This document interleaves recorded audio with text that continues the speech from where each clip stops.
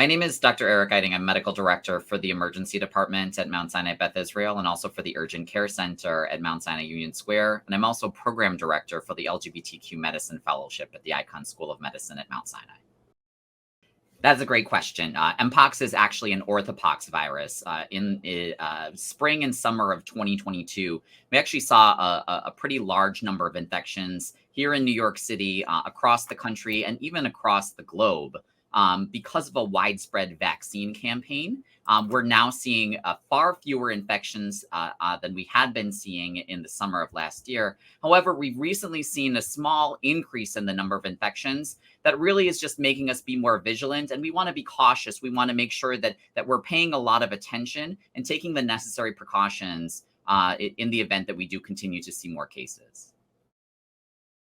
The reason why we're paying more attention to what's going on with mpox is because we recently saw a fair number of cases. In fact, there were 13 confirmed cases recently in Chicago over a relatively short period of time. And even though the number of infections that we've seen across the country has been relatively low, this number has been an increase from what we're used to seeing. And that's really just causing us to pay more attention to what's going on and make sure that we're being vigilant in case those numbers continue to rise. There are some key steps that we can all take to help prevent an mpox infection. The first and probably most important is to make sure that if you are concerned about mpox, if you believe you may have risk factors, you really need to get fully vaccinated. And to us, fully vaccinated means that you received 2 doses of the Jynneos vaccine, at least 4 weeks apart. And 2 weeks after you've received that second dose of the vaccine, you are considered to be fully vaccinated. So if you're not fully vaccinated, that is probably one of the most important steps that you can take to prevent getting mpox. The next part is making sure that you're having conversations with people like sexual partners. Anybody who may have symptoms at the time could potentially pose a risk, and it's important for us to have those conversations. Now, we don't consider mpox to be a sexually transmitted disease, but we do know that it comes from close physical contact. So having those conversations are really important. And even asking sexual partners about their vaccination status is also an important step to take. And then the third thing is that if you're concerned that you may have symptoms that are consistent with an mpox infection, and that could be a rash, which is often very painful, as well as fever, body aches, and chills, then it's really important that you seek medical care as soon as possible. There are some studies that have shown that the vaccine can be helpful in preventing mpox infection even after you've been exposed, or it can make the infection less severe. So making sure that you seek medical attention very promptly if you think that you have symptoms, that's a very important step. Yes, that's a great question.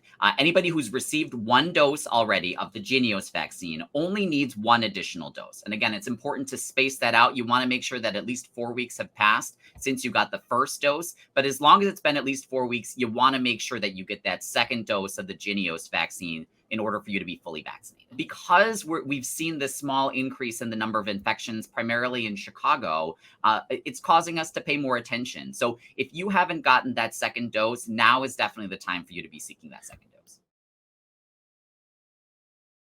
The question about an additional dose, what we often think of as a booster vaccine, is a very important question. We've seen a lot of information come out around booster vaccines for COVID-19. At this time, there is no recommendation, and possibly there may not even be any additional benefit to getting a booster dose on top of those 2 doses of the Jynneos vaccine. So at this time, we're not recommending any further doses. 2 doses is fully sufficient, and if you've gotten both of those doses, you're considered to be fully vaccinated. Yeah, you will absolutely be protected. So you have to keep in mind that no vaccine is perfect. No vaccine will prevent 100% of infections, but this is about the best protection that you could potentially have. So if you've already gotten those 2 doses and 2 weeks or longer have passed since then, you are fully vaccinated. If you get that second dose today, then wait 2 more weeks, and then you will be considered to be fully vaccinated. That really is the best protection. If you are presenting with symptoms, you should absolutely be seeking treatment. One of the most important steps is getting tested and making sure that we're confirming the diagnosis of mpox. This is a really important step. The one of the beneficial parts about this disease is that there are very few people who will go on to have very severe symptoms. It's only a very small number of people who have died.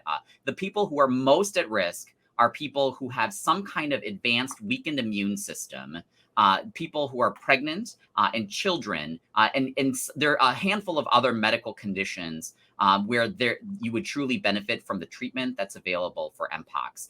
But most people do just fine and are able to fight off this infection on their own. Usually, it's in a period of 2 to 4 weeks after they start to develop symptoms.